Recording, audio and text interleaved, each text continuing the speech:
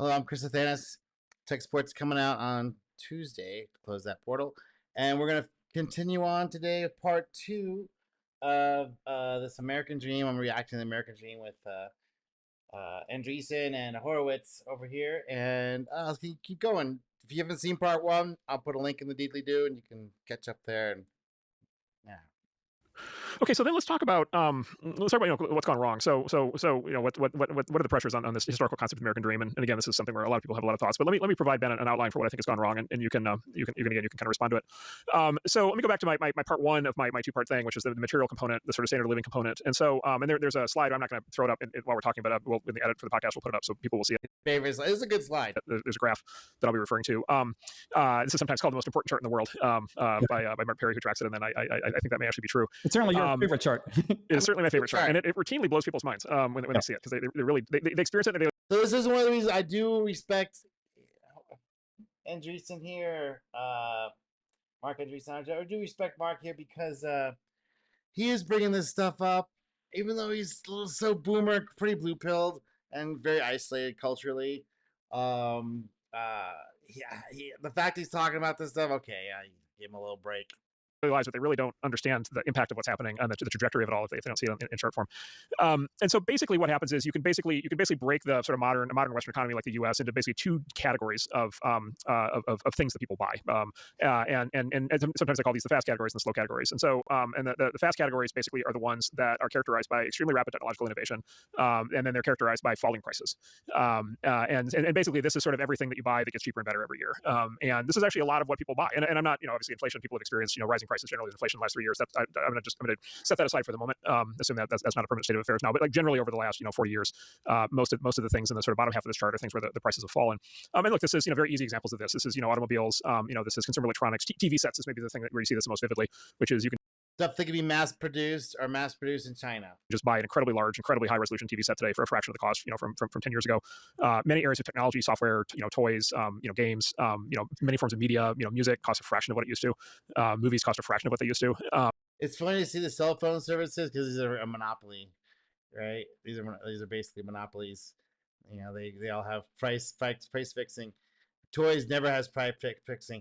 TVs zero price fixing there. In fact, it might be actually subsidized to be cheap. A computer software, it's pretty much priced in what it should be. There's not a lot of monopolization. There's a little bit, but not too much. But cell phone services is definitely monopolies. And the clothing, I think there's the costs, just because there's humans that have to be involved along the way, whereas these could be totally automated. This stuff, I mean, it's because of little fingers. And household furnishings, I think, still requires massive shipping costs. Of course, new cars, and that's also, it's been subsidized. I can keep those prices high like that. But you can see all these stuff as like services or how things people are using as investment vehicles. But a college textbook, come on, college textbooks. This is so sad we've done to young people here. This is really criminal. Actually, this needs to be clawed back and put back down into housing subsidies for all the money they stole from people. All right, let's keep going. You buy, for $10 a month on Netflix, you're getting access to 20,000 movies like that. That's a pricing model that was just inconceivable 20 years ago.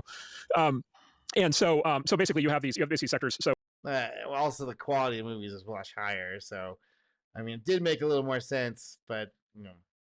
Rapid technological change, falling prices, and then one other thing I'll come back to in a second, which is relatively unregulated.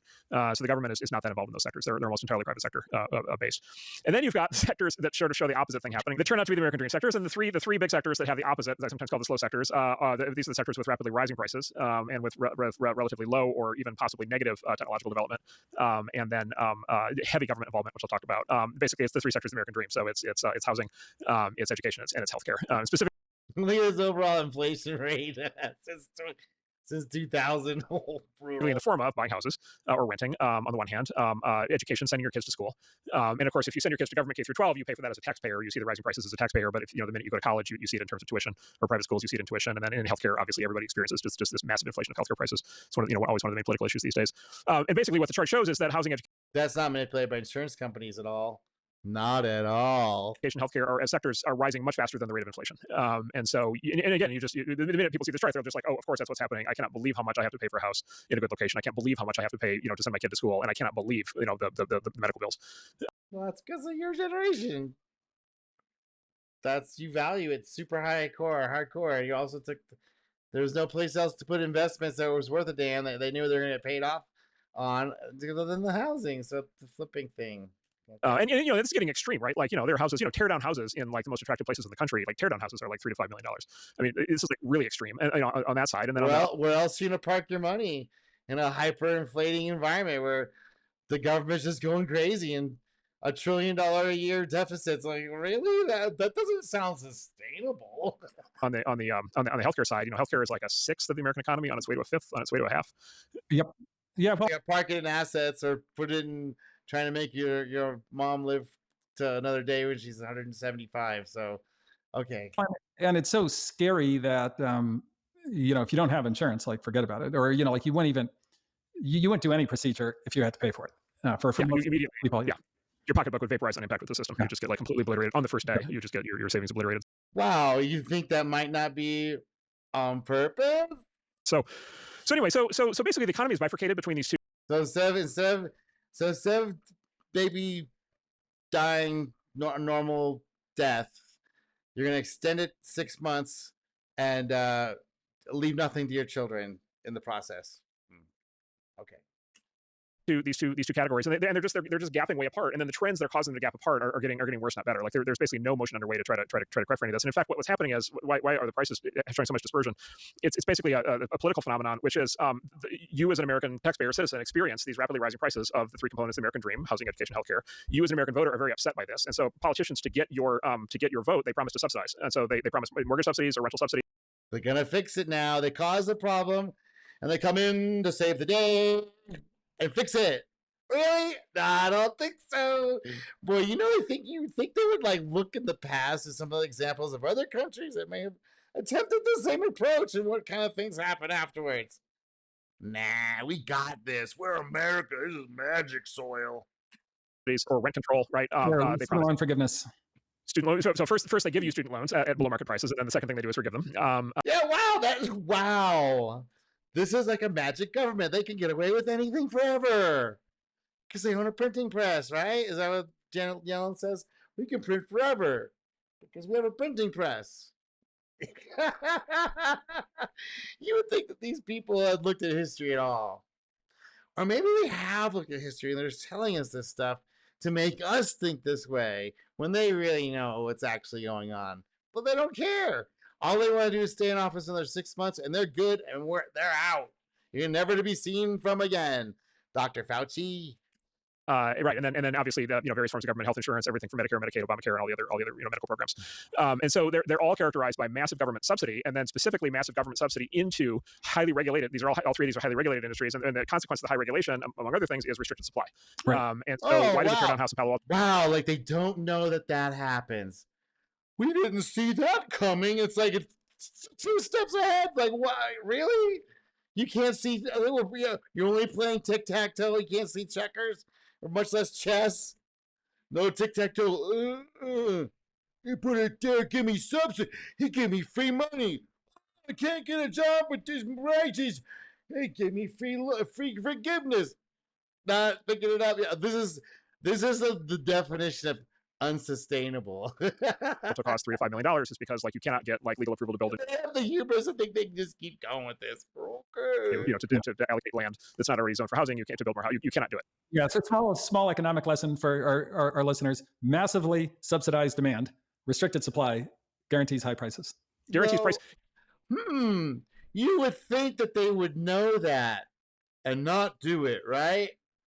Or they do know that, and that's why they're doing it. People always get it wrong. It's like, gosh, they're just so stupid. They just can't figure out how to balance this out. No, they're criminals, and they're trusting that you don't figure it out, and you get caught in their stupid little trap. They're almost guaranteeing it because they have the same messaging all the time. And for people that can see, it's like, okay, that's full of shit. And people that can't see, it's like, no, that's the way out. Oh, free money. Oh, good. Oh, give forgiveness. Oh, good. I still can't afford a house.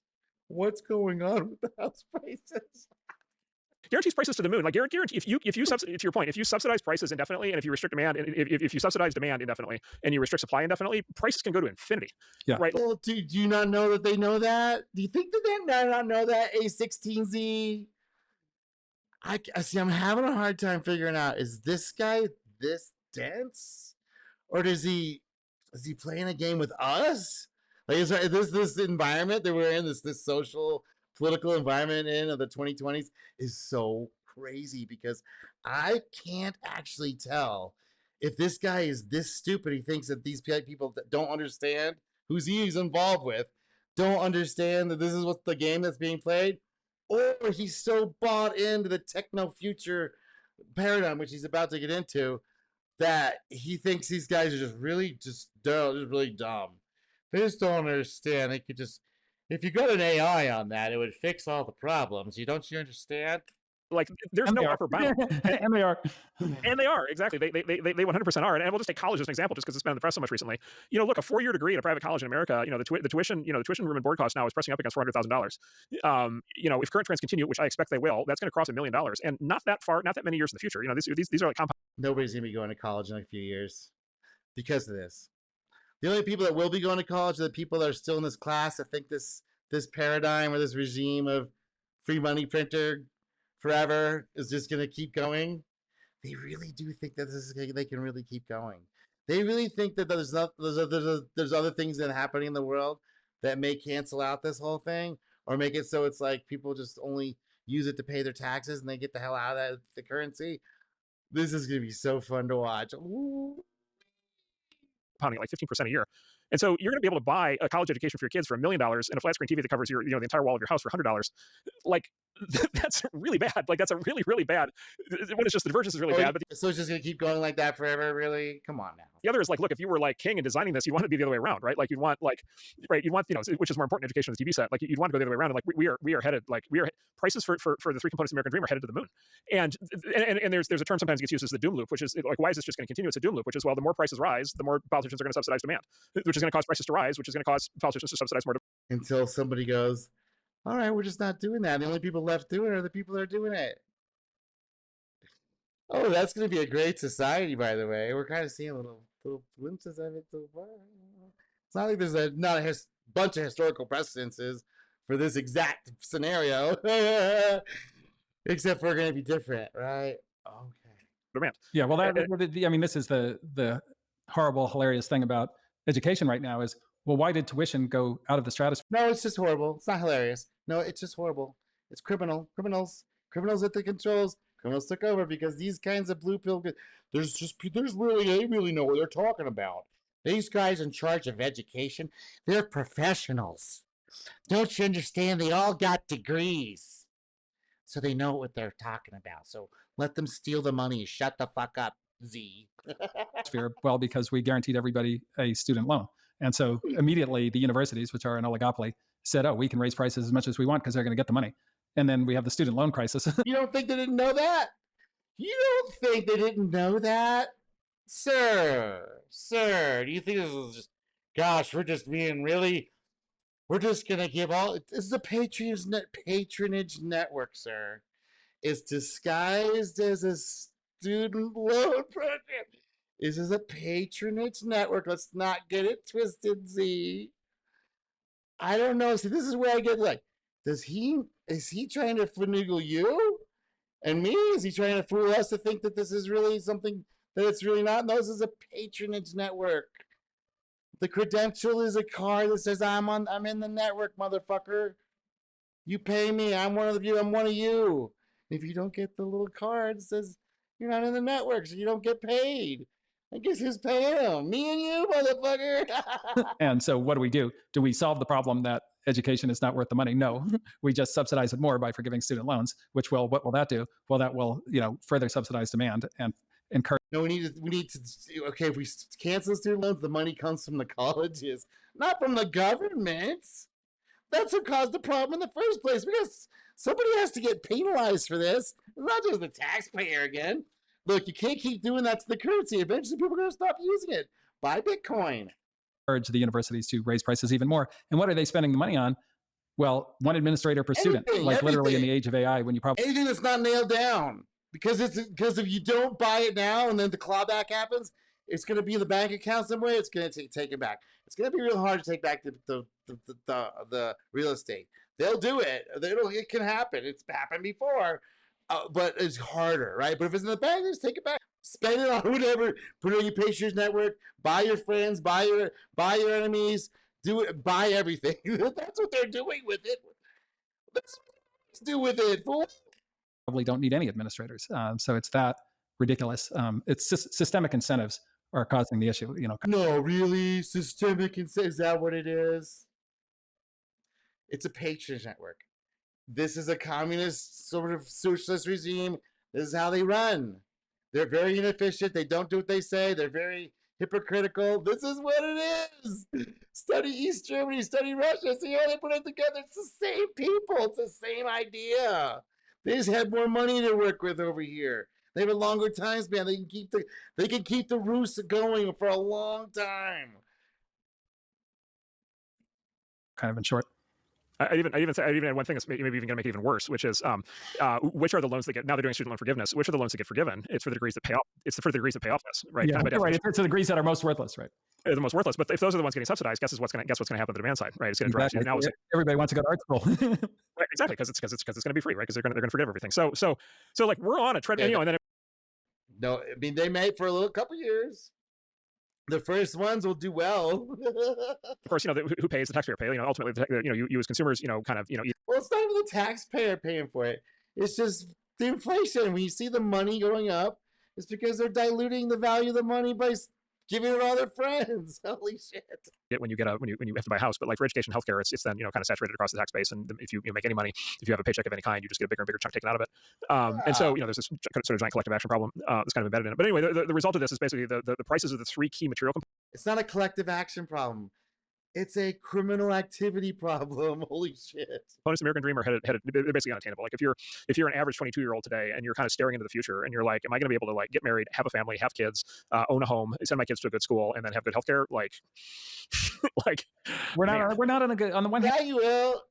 This is all the system is. This system, either it's going to keep going for a long time or it's going to fall over pretty soon. It's so fragile. There's so much foolishness going on. People are just are giving up now. If you don't have the Gen Z coming in the marketplace to give their help, that's it, man. You can't just have the millennials do everything. That's it. What are you doing? And we're on a very bad track for that. On the other hand, it's in some ways an easy problem to solve because the solution is right in front of us. Wow. Let's talk. What's the solution? Stop subsidizing demand and deregulate supply. Oh, you mean turn off the Patriots Network? Is that what you're suggesting, Z? Is that what you're saying, Horowitz? To turn off the Patriots Network? Is the whole thing? This whole thing's designed to create and maintain their power base so they stay in power forever and all their friends stay in power? You're silly, dude. And I think that you'd see, I mean, for sure in education, if you deregulated supply, costs would go way down, I think, because, particularly, you think really this is when we're the costs will go down if you deregulated. Wow, did you read that in a textbook when you're college textbooks, buddy? Your economics textbook? Really? You don't think they don't know this? It's a patronage network. I'm going to keep saying it because people are like, what are you talking about? Technology really could change things incredibly fast because, you've got, you have AI tutors, instructors, et cetera, that are going to be unbelievable, better than kind of. Well, it depends on who teaches the AI, right? What kind of training data are they on? These guys are funny with their AI teacher thing. I mean, to a point, but there's certain things that these things are. This is their sci-fi boomer stuff. They either are seeing are seeing demos of things and not looking deeply into it, or they haven't looked into it. We're way far off of the AGI stuff. So this AI thing, I mean, it just teaches to a point, but you're gonna still need a person in the loop somewhere, and curating and mentoring and This AI is not neutral. Where do people get out here? These guys think it's neutral. It's going to be following the rules, and everyone's going to know what it is. And it's not going to subsidize and going to deregulate their market and lower the cost to destroy their patronage network. This guy, are you serious? Come on. Of any teacher. And then you have, kind of remote capability, so you don't have to. Better than any human teacher. Get out of here, dude. Stop. Better than the average teacher that's pumped out of this system. Well, yeah, that's not hard to do. Live, on campus in a fancy place and this and that. Like maybe you can do that, or maybe you can do it in a more kind of structured way and get people together on occasion or so forth. So you could. But you understand, the people aren't there at those higher institutions for the education, ding dong. It's for the network, the patronage network, masquerading as this educational institution. Man, it's so hard to get through because it changed. The thing is, it was like this when he was going to school, because that's what it was like back then. It was you couldn't see it. It was very hidden. It was very disguised. But it's become so apparent now. It's because the quality is just plummeted down the ground, and people think, oh, it's still the same thing. It's like, no, it's some sort of political patronage network. I don't know what to say else to say it. Like you could offer a higher quality education than Harvard, no doubt. A technologically enabled education for a few $1,000s a year. I think that's eminently possible. That's not the issue, dude. I mean, in terms of what it actually costs to deliver such a thing, and then and all you'd have to do to get that would be to not have the current accreditation process for you. Is that all? Is there anything else that he doesn't have to do except not go through the accreditation system? Oh, really? That's run by the Patronage Network? This guy. Universities. And I think that's, kind of true in K through 12 as well. And then how are these guys the captains of business? That's this whole thing with the zero interest rate what is it, platform, whatever the hell's the ZERP, all this low interest and free money stuff that got these guys in power. That's all going away, man. There's so much opportunity now for the next layer down to not deal with these goofiness and have an awareness of what's actually going on in the world, not how they wanted to see it and how it should be. And gosh, it should be like this, should be like that. No. Like you wouldn't have to have these massive loans for these schools if there was an alternative. Is that what we wouldn't have to have? Oh, we just need to change the accreditation network. This guy is funny. Well, let me describe the accreditation process, because you mentioned it. It's really critical to how the current system works. So the way the current system works is basically colleges and universities in the U.S. have to be accredited, and I'll describe why in a moment. Accredited means they need basically government approval, government sign off. Except it's not really government sign off. It turns out it's something else. And so what happens is the U.S. Department of Education, which is a federal agency, they accredit accreditation agencies. And so if you go on their website, there's a long list of all these accreditation agencies that are these like separate, basically like nonprofit or things, these like NGO things that are basically they have some name like the Northeastern University Accreditation Council or something like that. They've always got some name like that. And there's some office in DC somewhere, and there's like 2 people sitting in it, and who knows. But like it's this thing. And then basically they accredit those accreditation agencies. Those accreditation agencies accredit the colleges and universities. Guess who for those accreditation agencies? Guess what they are composed of? They are composed of the incumbents. So the Northeast. Let me guess. The existing people in the network. Am I right? College, whatever accreditation council is, like literally its board of trustees is all of the top Northeastern, college universities in that area, and they decide whether a new college or university in that area gets accredited or not. So let me get this straight. It's calling itself education, but it really acts like a cartel and a patronage network.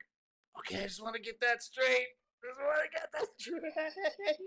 These guys need to study more organized crime. They're so blue-pilled on it's going like this, and this is the education and the thing, and this is we just need to change the subsidies and the blah. Dude. And here's the kicker: if it doesn't get accredited, it has no access to federal funding. Which means it has no access to federal student loans. Access to the patronage network money? What? It has no access to federal anything. Well, I think kind of even more importantly than that, it's not accredited. So the kind of the reason people go to school is so that they can get a job, and these. Oh, is that the only reason? We used to go to the university to learn about the universe, and expand our minds, become better people. But now it's just a job. Just a job at the end. I mean, that's pretty good, but is this really what the university is? Is it get you a job? Just get in the patronage network easily? Is that what it is? Okay. Whatever, man. If you have a school that's not accredited, it is likely not recognized by employers. So that that's a huge feature. Right, or even horrors, maybe for profit, feature? which is of course the ultimate way that you can't trust an Yeah, education output. Right, If it's one of these dreaded for profit colleges, universities, right? Right. Yeah, you definitely can't trust those. Can't trust the riffraff coming up from out a strip mall somewhere. Screw those guys. They can't be a part of our network. They aren't accredited by us. We're keeping the values safe for the students. Right. Yeah, exactly. So that's sort of but I mean, I want to go through that because I want to press on your point, which is like, okay, if you're going to launch into a new, like if you're going to try to do your thing, okay, we're going to do a better education than Harvard, we're going to do it at $5,000 a year instead of $80,000 a year. Okay, like, well, they've done studies on this. There's no educational level. It's a network, dude. If you can't get accredited, which you probably can't, then like at that point it's just a head fake, right? They're thinking that it's actually an educational thing, and they think it's it's actually no. It's a patronage network. It says you're part of the team. You bought in, you paid your dues, and all the blah blah blah. It's Masonic. It's the standard stuff that's all the societies have had forever. What are you talking about? They gotta have an entrance fee, and he still thinks it's educational. Just go get an equal education somewhere else. But you don't get the federal funding because you're not a part of the patron network. Because you're not part of their team. The only person that gets in the team is people that are part of the patron network. This is the house social network. This is how we get the strata of you get the stratified. The culture gets stratified to classes. You get the class. That's the thing they're not talking about. Is like we have classes, and there's entrance fees for the classes now. There wasn't entrance fees when we were growing up. We thought it was just do your right thing and you pull up by your bootstraps. But no, that changed. That changed. I think in 2008 we had a financial collapse. The financial collapse system completely failed, and they had to go to this patronage network system, or they were going to have a revolution. I think that was what happened because there was enough people paying attention. Like, hey, the financial system just failed. We can take it over now. And they'd be like, no. Or they did get taken over, and that's what we have now is this patron network thing where if you're not in it, then you're not part of it. We don't have enough to go around. Sorry. Is that then the students are out of pocket, or their parents are out of pocket, and so you have to really make sure that there's some way. Or they could do private loans. No, can't have that. It has to be federal loans. Oh, okay. Then you actually have like direct consumer pay, which is not how the current system works. And so it has to the bar is high. It actually has to be cheap enough. It has to be, well, number one, it either has to be cheap enough where you can actually have students and their parents pay for it out of pocket, or it has to be, I don't know, so overwhelmingly valuable that people would figure out a way to maybe go into debt, separately to be able to pay. Yeah, it's called private loans. If it's worth it, it's worth it. If it's only $5,000, who gives a fuck? For it, because the jobs they get on the other end would be so fantastic or something like that. Yeah, no, I think that's right. But look, I actually think this guy's logic isn't quite that easy. There's missing a little bit places. Technologically superior, sociological, how actual systems work, and they get the mislabel problem. They think of the labels what it is. It's like no autist, no autism boy. The label is not always the thing underneath. They can actually change. They can keep the label the same and change the thing underneath, and they don't have to tell you. Possible, as long as what would likely happen, the way things work now is the oligopoly would go to the government and say, shut that thing down, if it started to work. And that would be the danger. Yeah. Oh, it doesn't even get started, buddy. What are you talking about? So anyway, this is the when we had our previous podcast series in universities, but like there is a very deep conversation to be had here on this front, to Ben's point, and then same thing on healthcare, and then same thing on housing. Yeah. By the way, housing is an interesting one where everything I just described for education basically is driven by top-down government policy, right? It's the federal government that's doing the accreditation and the funding. Housing actually weirdly has the same problem, but from an opposite government standpoint, which is it's local towns and cities that basically prohibit building. Yeah. Right. And so, and in fact, people have proposed, the YIMBYs have proposed in some cases, you actually need the larger government entities like the states or the country as a whole to actually step in and actually prevent like local municipalities from having such restricted zoning. And they're just playing the same game. All these local municipalities are seeing what you guys are doing. We're like, no, our town is worth more than your deflating dollars. We don't want to do it. So no, we're not going to let you do it right now. We're going to wait for this thing to change and do something different where we actually have value, not just raping us. I put a Walmart in and kill the downtown area. That's barely making it as it is. What are you talking about, dude? Yep. Yeah. Well, no, for sure. And then there's also, I think there's some state level things. I don't know who requires the environmental study, but the environmental study turns out to be a real corruption in the sense that. Oh, you don't think they've figured out another way to make it so they could limit competition and keep their rents high. So it's not really an environmental study, dude. Stop. Whether or not they're doing the study, whether or not they find anything, they're going to kind of slow down the project and potentially charge you a massive fee for whatever you're doing. And that's at least my understanding from builders. That's why a lot of things don't get built. Yeah. Yeah, And well, some it of that depends is on the federal, project, the right? federal law. So a lot of that's federal. Okay, and then I would say part two, if you kind of extrapolate that, it's like, okay, then if those are like the economic explanation There's a lot of games being played in America, so this is why they're going to playing games right back. for what's happening to the American dream, then you go to part two, which is the aspirational part. And I think there's just like a straight up, part is just like there's just a straight up like, can you aspire? Is it actually practical as a kid, coming out of high school or college right now to actually aspire to the American dream? Is it like actually Yes. economically practical? I think is Yeah. one big question. But I think there's also another thing that's happening that's related to it, which It's not the way they're saying to do it. That's done. is if you can't articulate and show people and have it be actually substantive that there is a path to be able to realize the American dream, then the politics in the country naturally have to go from positive sum growth orientation. We're all in this together. We're all building something great. The sort of aspirational component that I talked about earlier. They kind of necessarily have to go to a zero sum mentality. That's what happened. I think the 2008 things crashed and scared everybody half to death.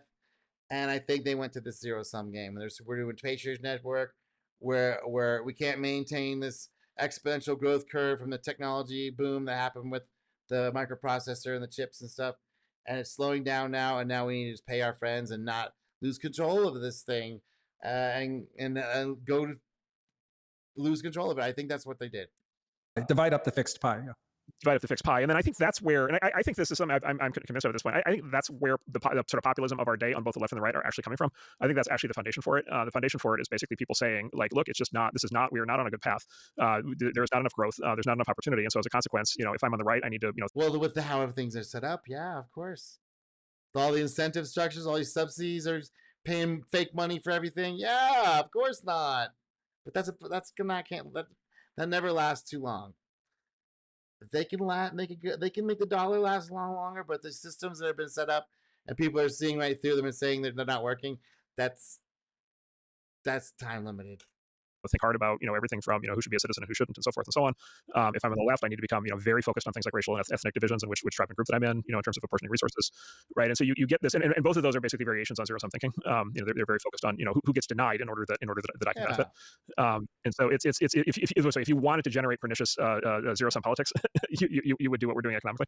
Yeah. Yep. Yeah, that's what it is. Oh, that's a happy idea. It's divide and conquer, and everyone's what's your intersectional feminism. All your what race are you? Which part of the country? Where are you coming from? Which tribe are you in? All that stuff. Super bad for America. It's super bad. It's surprising they let this thing spool out as much as it has because, I guess it's the Patriots Network system now, and you have to get in with your friends or you get left behind. Okay. Idea. Yeah. Well, one of the things that I think that I've been thinking about, kind of with respect to that, is, a lot of, other than housing, the rest of the kind of material components of the American dream were a function of industrialization, and kind of industrialization ran its course. We got lucky twice in America in the last 100 years or so. We got the industrialization with the motor and engines and the assembly line and all that stuff, and then we got the electronics with the transistors. So we got one after the other, wham wham, and those were two double hump exponentials, and we kind of ran out of steam with that technology. We could see what's coming to an end around 2005, and then we shipped off the manufacturing, and people just didn't have they thought this great service society was going to come up and everyone would be paying for $25 hamburgers. I guess they are in California, but they thought the entire service economy would build up from there, and it just didn't happen because it's a lie. You can't have it just a service economy. You have to have a manufacturing base. You have to be turning your own raw goods or take raw goods from someplace else, add value and ship them back. Otherwise, it's not sustainable. Sorry, you can't have that exponential growth that you're looking for. That a fiat currency, that the way they have it set up is set to work. It doesn't work that way. You have to go back to something that has a store of value, where people actually have to provide value, and that always happens whether you like it or not. And it's probably not gonna be gold. It's probably gonna be Bitcoin or a combination of the two, with a Bitcoin at the gold at the very bottom, and then a Bitcoin, which is probably be just de facto that way. That's what I think's gonna happen because I already see it happening. For technological reasons, but partly for kind of regulatory reasons, where it just you couldn't start. It's very much more difficult to start a new kind of industrial company than it was to start the Ford Motor Company, which was, It's impossible, dude. It's impossible without government help. It's impossible. Stop. when you read it, it's remarkable how easy it was to start a car company in those days. You just start a computer company. It's about to change too. Will this AI stuff take over? Holy moly. Just like phenomenal. And we are kind of on the dawn of a new technological era, the information age. And we're kind of hitting, the information age is kind of hitting the same stride that I think the Industrial Revolution hit in the kind of 20s and 30s. It was a long growth period into that. The technology was kind of available long before that, but that's when it started to really get to everybody. And of course, also the regulation is just starting on it and so forth. And we'll see how that goes. But, I wonder if another kind of dream opens up and like we're just like on the verge of it, and because it hasn't happened yet, we're like it's never going to happen. But one could. I think they actually have had a breakthrough with energy somehow, possibly free energy systems that has been hyper suppressed because we are actually quite overdue for a technological breakthrough. They may have already happened, they just hasn't been distributed yet. Maybe some energy source, or the fact that energy is a lot cheaper than we thought, or the nuclear stuff, and we're not allowing that to move forward yet, is limiting us. That's for sure, and we seem to be caught a little bit of a loop with this petroleum-based economy. Certainly imagine just such radical changes in what's possible, kind of reigniting growth, aspiration, all these things. And I think you mentioned the other day that Gen Z is making more than millennials, which is very interesting because that hasn't, that's a reversal of trend. And for the kids that grow up with, the Gen Z that grew up with smartphones and mobile computing and all that, the next generation is going to grow up with full AI. Well, okay. So this AI thing, I think he's talking about AGI, or is this LLM stuff? We really need to separate those out. And I assume he means AGI, which is not coming anytime soon. The LLM stuff is super useful, but also, I don't know, it can make people a lot dumber. With that, it's helpful if you already know what's going on. But if you just take it at word as is, and the training set, it's like we gotta get that stuff. We're still far off. Are their imaginations not going to want to reinvent everything about society, given that you have this abundance of intelligence running around? Is it intelligence or is it opinions? Strongly held opinions. It's kind of like not tested opinions. Like, we want something that's way more high quality than any of these current LLMs. Don't guess. Tell me if you know or not. Don't guess, or give me your confidence level. 10%, 20%. Don't just blurt it out and this is really the way it is. And there's like, you go test it or check it out. No, it's not. Okay, well, it's like this then. And it's like, could you give me the bullshit meter levels? Or just you go find out, go confirm it, and then get back to me like a normal person would be, not as some bullshit artist. And will that not lead to more opportunity and so forth? And that's, I think it's an open question, but I wouldn't paint it quite as black, and I don't mean black in a racial sense, of course, quite as dark as you did. Yeah, so okay, let's talk about that. And actually, this is one of the questions we have actually from Aaron. What will the American dream look like in the next 100 years? And so Ben, yeah, maybe give a longer articulation of like what does an information age American dream or an AI era American dream look like?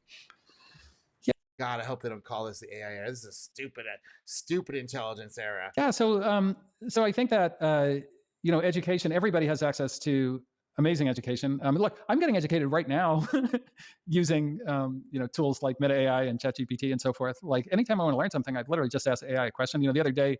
Well, you'll get their opinion about it. That's the thing too. It's like, this stuff is so primitive. I want to have 65,000 AIs give me all kinds of data from all kinds of different spectrums that have been trained on all kinds of different areas of knowledge and are aware of them all, and give me different opinions so I can make the opinion, curate it a little bit. I'll curate what the opinion is. But tell me who you're coming from with this stuff. It's just, no, this is it. It's like, that's not how this is going to work. Come on now. My friend Babyface was asking me about the value of music catalogs.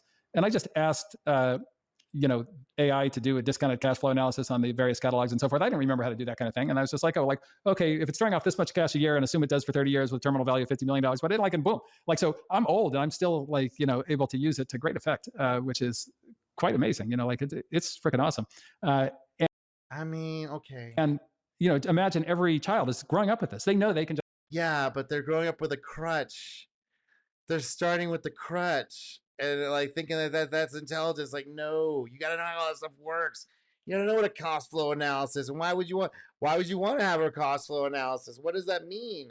How would I do that into how would I convert that to business? There's like a whole bunch of backstory stuff that he is aware of that a kid that they would just like, I type that in and go like that's impressive. You wouldn't know what to do with it. What is that? Come on now. That's the kind of stuff. It's like true education, like going out and having to figure out all that stuff really means by doing something on it, not just having some text thing tell you about it. That's not really that's not really intelligence. That's not really. That's like some weird puppetry remote control thing. I don't know. It's not intelligent though. ask the machine anything, and they'll get the answer. So anything you want to learn about, anything that you can dream of, anything that your No, that's not true, sir. That's a lie. Don't say that. That's your fantasies. See, now he's going to sci-fi land. Now he's in sci-fi land, and this is what gets me a little bit annoyed, a little perturbed, is when he's mixing what is and what could be like it is like here now. It's not. Stop saying that. imagination lets you, you're going to be able to learn. You'll be able to learn anything. And look, that was, I mean, for you and me, we didn't have the internet. Not like that. That's not how you learn from the internet. Typey, text. That's not how learning happens, sir. That's not how learning happens. Like we had to go to school. Like, I don't know why you have to go to school Yeah, there's stuff that happens. to learn anything, in 2030. Like that's not going I mean, there's stuff that happens. There's reasons why when you want to get together with other people your same age and the same group doing the same stuff together socially, real time, live. There's value in that, sir. to be true. So like, I think education is going to reemerge much better than it's ever been. True, I agree. Much better than it ever was with the university system, Okay, yes. and without like, getting drinking yourself to death or the other kinds of things that go on at college. And so that's kind of, one aspect. And then I think on healthcare, similarly, there's a real opportunity to completely change healthcare with a combination of just amazing diagnostic capabilities, that can be done by yourself remotely and so forth. So you can always be checking on your health. You can get, real time. Checking on your sicknesses or maintaining your health, which is a different thing, sir. He's like checking in on your illnesses. Okay, yes, but that's not health. See, this is where the boomers got confused, like the hazy like label thing. Health is medicine. If I don't put ointments all over my body and take 16 pills a day, that I'm not healthy. Very intelligent. Like machines are far better at medical diagnosis already than humans. And so, like something that used to be very, very complicated and expensive could get very, very good very fast for people. And, like, yes, the latest medicines might be expensive, but, you won't need them as much. Why are they expensive? Are they even working? Do they even work? How we know they work? What do we? Are you going to convey that to people? Like, hey, we only know this about 65%. Or are they just going to, no, just take this and shut the fuck up? Because you'll at least have the opportunity to keep yourself in great health. Really? With all the medicines and things that patch over shit that should not be there to begin with? Okay, whatever, man. And then, housing, like we would have to certainly fix the government corruption, but like we've seen, Oh, just fix that. We're just going to go ahead and fix that. You know what that would entail at this point, sir? We just fix the corruption. These things are endemic, sir. We don't just fix the government corruption. Where's this guy coming from? This is not a ticket in a recording system for like a bug in a program, dude. This is people killing other people to make sure this happens. We have violence backing this up. Are you willing to do that, sir, to fix this problem? No? Then shut up. The kind of technologically, the ability to like 3D print the most gorgeous buildings in the world. And that'll be in full effect. So like, ugh, really? 3D printed buildings? Beautiful? Wow, this guy. If they're not going to look like they used to look in Europe before, like in Dresden, before it was bombed the shit by the Americans, if they can't make it look like that, I don't want to hear it. At least the The stuff I've seen is garbage. Garbage. construction costs, have the These 3D printed houses are terrible. No. potential to fall dramatically. And so all of a sudden, Yeah, I've heard this for years now. The costs aren't falling dramatically. I see all these businesses failing. If the costs are going to drop dramatically, you're going to have to figure out a bunch of other stuff that's not just the 3D printing part. That's not the hard part, dung dung. It's like all this other stuff. Leveling it, getting all these things in place, getting the crew out there, putting in all this other shit.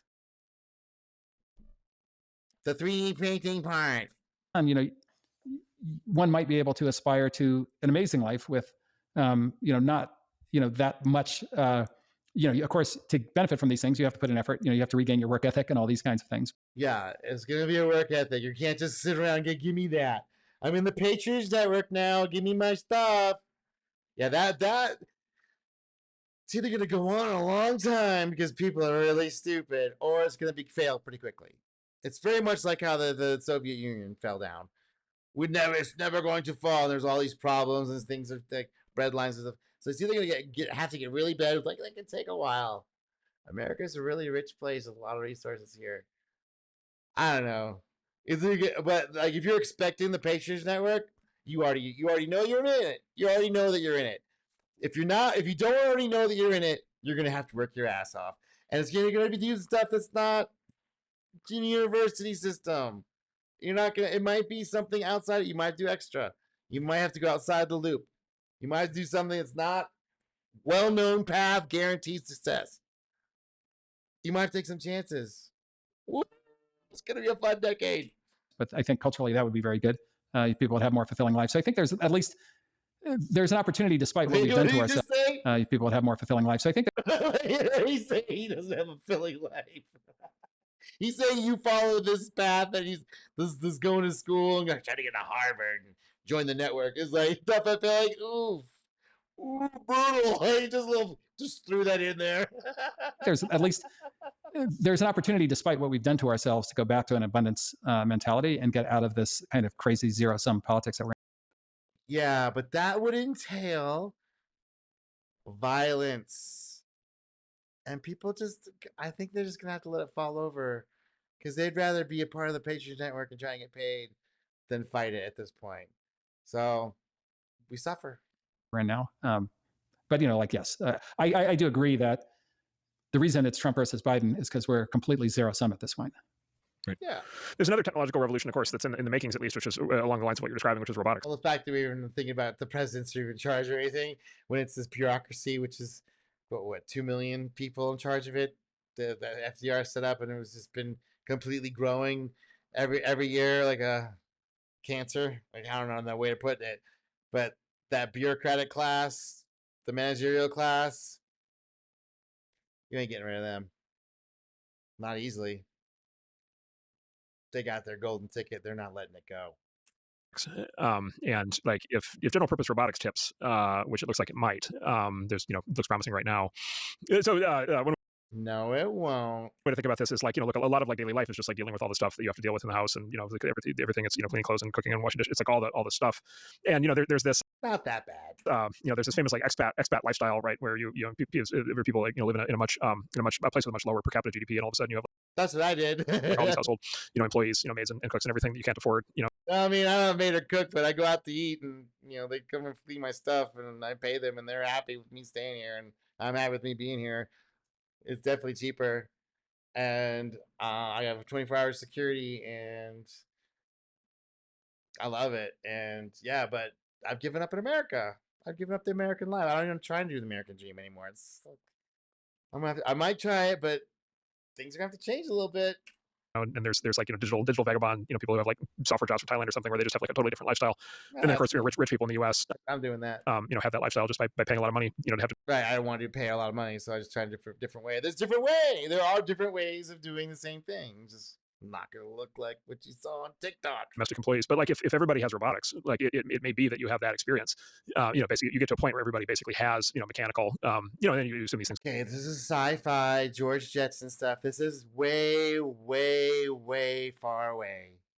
This is at least 50 to 100 years away, even if it ever happens. I've been hearing about these humanoid robots forever. We all wanted C-3PO. It's just not going to happen for the normal people. These things are too expensive. They break too easy. They're too. It's just not going to happen. It's never going to happen. No, not for at least 30 years. So this hype wave of this sci-fi stuff this guy's going into, it's just like, stop, please. Get on sort of a Moore's law price curve. Everybody basically has the sort of material necessities of life, basically taken care of by robotics. And the dystopian view of that is the No, Wall-E they're view, not. Which is okay. Then I can just sit, in my lounge chair and slurp on, That's soda and watch, be that's what people will do. Most people are going to do that. If there's nothing to live for, nothing to strive for, everything's given to me. What else would they do? What else would they do, sir? Most people are not curious like me and you. Most people just want to live and go to have fun and fucking play with their friends and their kids. They don't want to mess like be curious about the world and understand how it's all put together and go a business and strive and they don't want that shit. VR and zone out the whole day. Or it could be like, no, I actually have another 3 hours a day to be productive. Right, but that's the 1%. That's the 3%, 5% maybe, who find joy in those things, and they would already, sir, they're already doing it. It's the people that aren't interested. There's the ones that are the problem. Ding dong. They're the ones that are always the problem. So what are they gonna do? Right, and then all of a sudden it means I have another 15 hours a day to be able to So what are you gonna do with those 97% who are on their ass, drunk off their ass, flying around town, fucking fighting, causing problems where you're tweedling away with your technology up in your fort? succeed in my career or per week, and then I can What? I can actually self-actualize at a higher level because I actually have a lot more freedom of time, to be Right. The people that will do that or will do it no matter what. You can't actually stop them. Now it's the other people, man. You got millions of them, able to actually go do things. And the long arc of technology in the household has been that arc. For example, the rise of women in the work. So the robots will go take all their jobs away, and what are they going to do? You think they're going to go do the 1%, like you just said, the 1%, 23%? They'll take the time. I think the powers that be have figured out that maybe like a lot of people are excess. And they're some of the medical treatments they've given might be a way to curb that problem in the future, and only the people that could figure out what was going on and maybe avoid certain medical treatments were stay in the pool, and the ones that couldn't get thrown out. So maybe that 3% becomes 25%. Maybe that would work a little bit better. Workplace over the last 80 years. I'm not saying I would do it. I'm just saying these people in charge, maybe they would do it. Yeah, the washing machine. Yeah. Yeah, the washing machine. Like, one of the reasons why women in the workplace were much lower, in decades and centuries past, is because just like maintaining a house just sucked down all their time.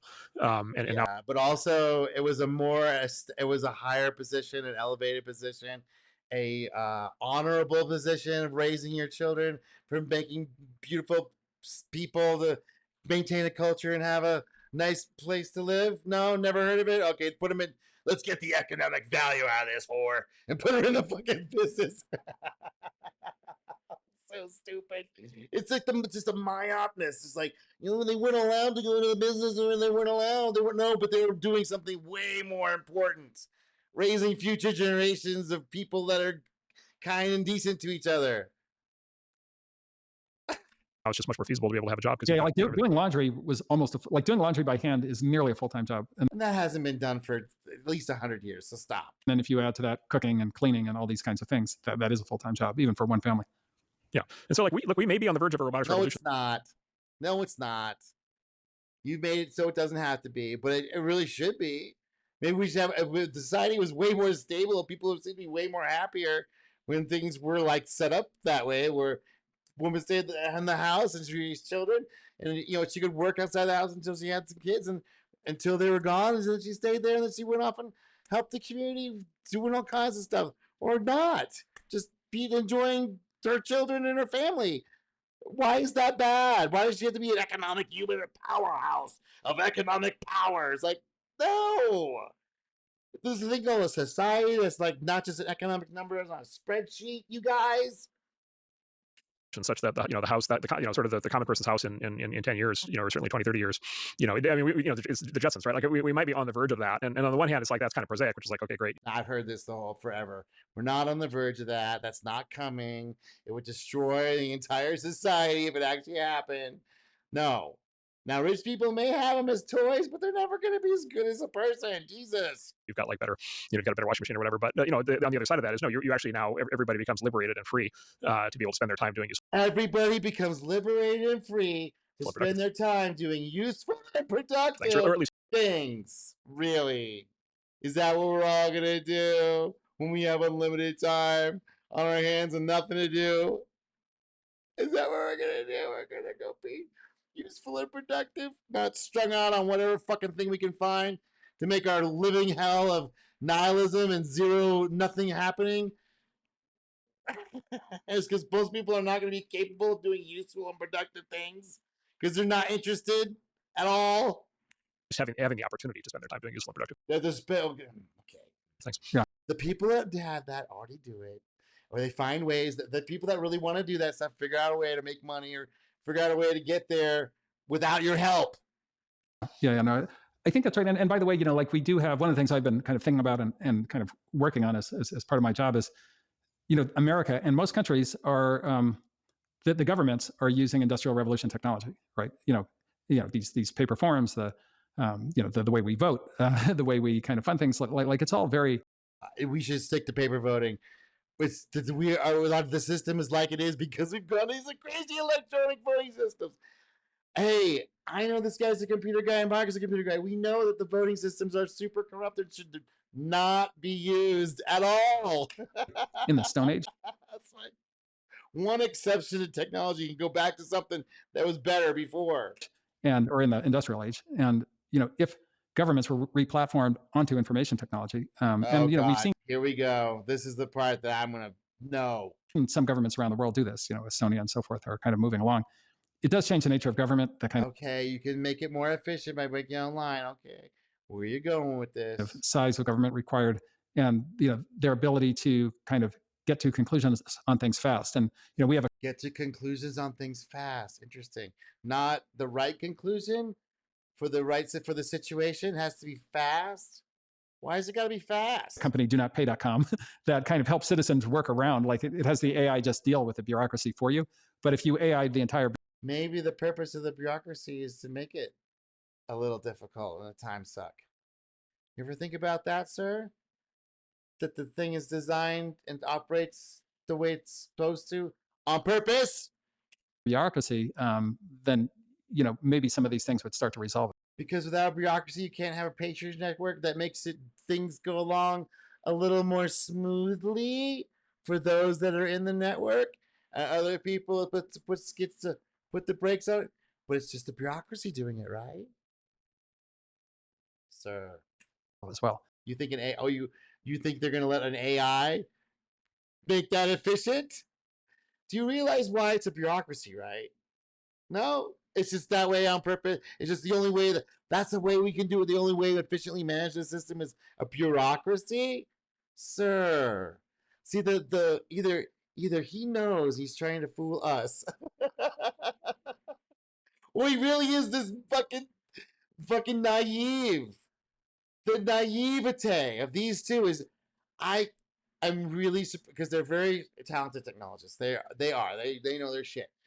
But when it comes to like human interaction, Mark kind of gets a little bit. Horowitz, not really. They're a little too naive about how things are actually working, and they really look at the label like, oh, it's just a label. If you change the thing underneath, it'll be changed so easily. It's like, sir, do you know that the label is a disguise, right? It's actually not that thing. It's this other thing. No? All right. Like it gets, when it's just a ton of humans doing stuff, like it's naturally corrupt. This is a feature.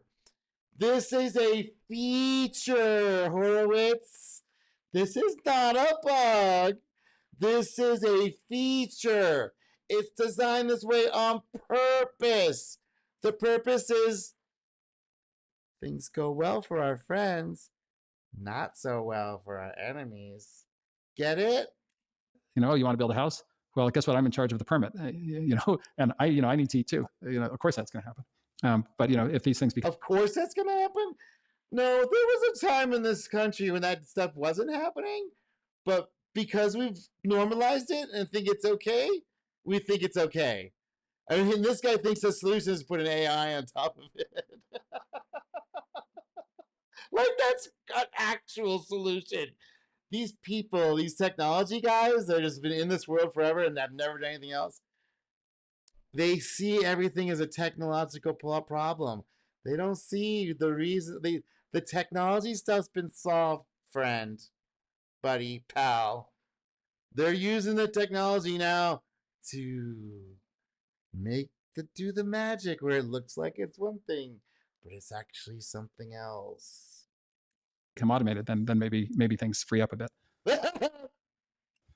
So where we're coming out is sort of the opportunity. If you can punch through a lot of the historical technological limitations and a lot of the historical societal constructs that were built around the technological limitations of the industrial era, then all of a sudden you have the opportunity to kind of you have an opportunity. No, maybe they're built around those on purpose to, like, this is part of their system, how it's managed, ding dong. You kind of reformulate the idea of what the dream is, but also reformulate like each aspect of how to deliver it. Yeah. No, I think that's the hopeful view, as opposed to the continuing death spiral that we seem to be in.